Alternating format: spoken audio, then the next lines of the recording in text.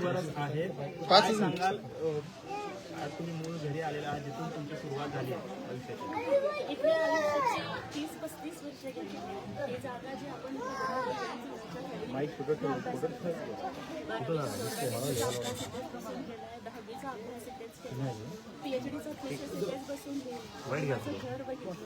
वडील नगरसेवक होते तरी सुद्धा अजून सुद्धा मातीच्या घरात आम्ही राहतो. म्हणजे मला मागे एकनाथजी शिंदे साहेबांचे आणि खासदार डॉक्टर श्रीकांत शिंदे साहेबांचे मनापासून आभार मानायचे की जिच्या आजोबांनी पंचवणी रस्त्यावर बसून चक्का शिवल्या होत्या, जिच्या वडिलांनी हॉटेलमध्ये वेटर म्हणून विकाच्या भिंतीवर काम केलं, जिच्या नाकातोंडात कापूस केला तरी चाकरीच्या कार्यक्रमात काम केलं. अशा एका सर्व संधी मिळाल्याबद्दल मला तुमचं नाही, ह्या साईडचं तुम्ही बघितली परिस्थिती. मला एवढंच वाटतं की माझी ही जी उमेदवारी आहे ती अशा मातीत मळलेल्या लोकांच्या जीवनामध्ये बदल आणण्यासाठी जर मी काही करू शकले तर मला वाटतं की ती उमेदवारी सार्थक होऊ शकते. ताई, खरं तर तुम्ही भावनिक झालेल्या आहात, भावूक झालेल्या आहात, कारण एवढी मोठी संधी जी आहे पक्षाने दिलेली आहे, विशेषतः एकनाथ शिंदे साहेबांनी. काय सांगाल, त्यांच्याबद्दल कशा भावना व्यक्त करतात? आदरणीय एकनाथजी शिंदे साहेबांच्या बद्दल आणि खासदार डॉक्टर श्रीकांत शिंदे साहेबांबद्दल कितीही बोललं तरी कमी. त्यांनी दाखवून दिलं, माझ्यासारख्या एका सर्वसामान्य गोरगरीब मागासवर्गीय मुलीला संधी देऊन त्यांनी दाखवून दिलं की शिवसेनेमध्ये जाती पातीला थारा नाही. जसं हिंदू हृदय सम्राट बाळासाहेब ठाकरे महिला आघाडीला रणरागिणी म्हणायचे, हिंदू हृदय सम्राट बाळासाहेब ठाकरे जसं नेहमी म्हणायचे की शिवसैनिक हीच तुमची जात आणि शिवसैनिक हाच तुमचा धर्म, आज तोच विचारांचा वारसा एकनाथ शिंदे साहेबांनी पुढे चालवला. म्हणजे एकनाथ शिंदे साहेब जसं म्हणतात की मी कॉमन मॅन आहे आणि आत्ता DCM म्हणजे डेडिकेटेड टू कॉमन मॅन आहे. आज तुम्ही बघताय की आमच्यासारख्या एका गरीब मागासवर्गीय वस्तीत राहणाऱ्या मुलीला दिल्लीच्या दरबारापर्यंत म्हणजे गल्लीच्या मुलीला दिल्लीपर्यंत पोहोचवणं हे धाडस महाराष्ट्रामध्ये एकनाथ शिंदे साहेबच करू शकतात. म्हणजे काही नेते आपल्या कुटुंबालाच आपला पक्ष समजतात, पण एकनाथ शिंदे साहेबांच्या सारखे नेते आपल्या पक्षालाच आपलं कुटुंब समजतात, हे त्यांनी दाखवून दिलेलं आहे. आणि मी तर मागितलंही नव्हतं, न मागता इतकी मोठी संधी दिली.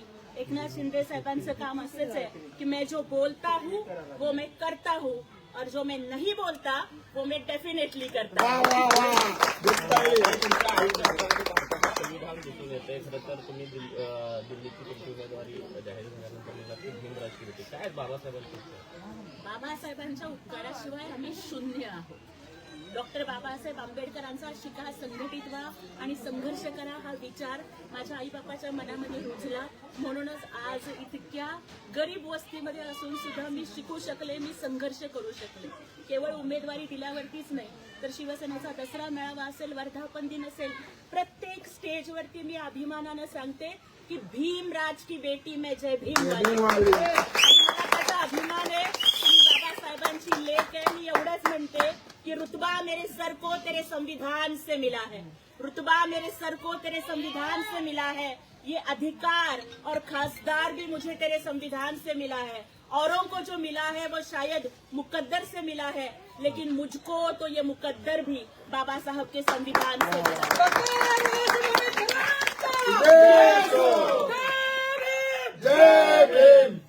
खरं तर सोलापूरचे अनेक प्रश्न जे आहेत ते प्रलंबित आहेत, कारण दोन्ही पक्षातले खासदार या ठिकाणी असल्यामुळे अशा पद्धतीने आता सोलापूरच्या विकासाकडे, खरं तर महाराष्ट्रासाठीच आपली निवड आहे, विशेषतः सोलापूरकडे कशा पद्धतीने लक्ष असणार आहे, काय विजन आहे?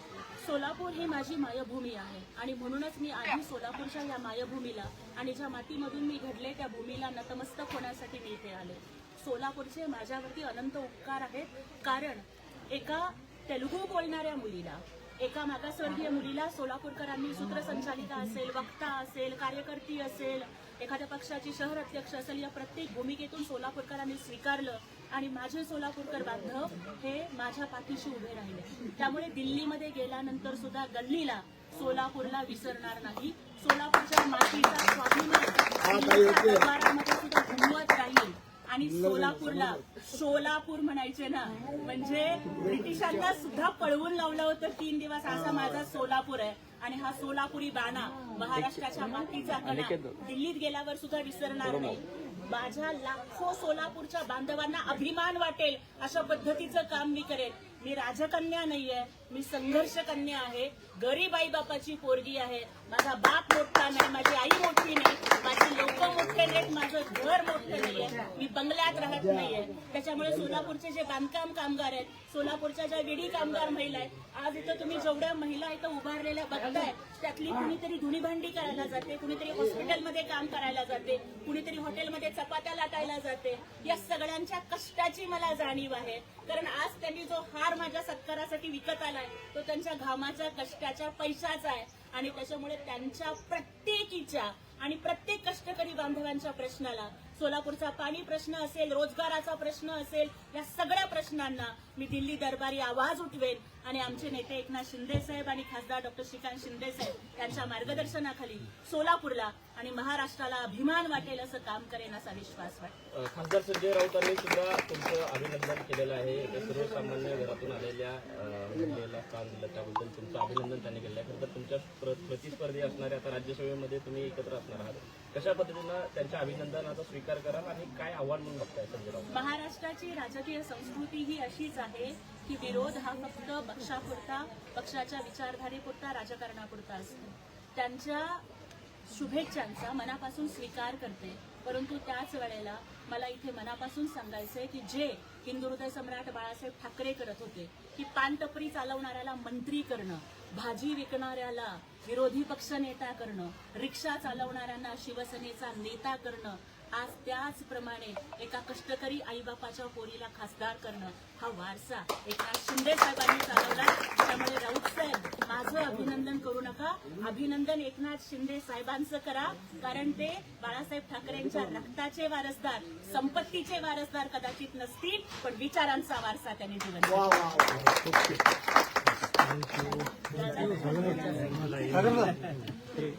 सगळ्यांना